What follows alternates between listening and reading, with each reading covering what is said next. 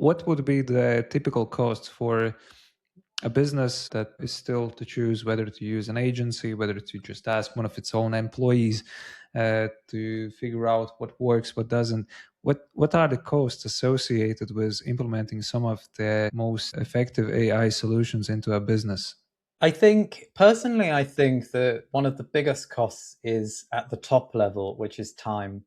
And it's the barrier to why people have not started is often because, in order to understand this space, there's probably this kind of 20 to 50 hours of education that needs to happen at the top.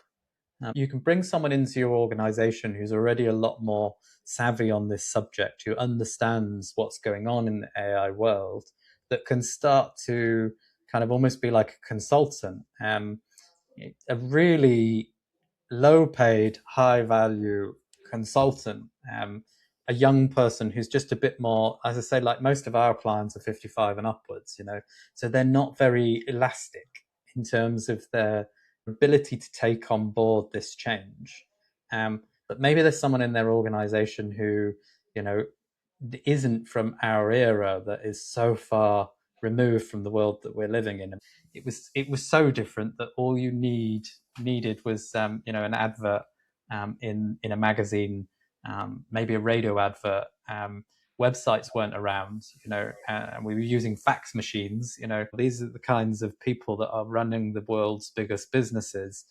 So yeah, either you're going to bring someone in who's an expert in the field already, and you're going to pay a high salary and just allow them to manage it through as a process. A lot of founders are going to want to have a bit more control, but for them, they're probably going to have to understand the problem, maybe spend the 20 to 50 hours educating themselves, use a few tools, get to understand it first. And then they could have someone like ourselves to work with them to build like a Claude iOS system from the ground up, something that the founder can have more control over,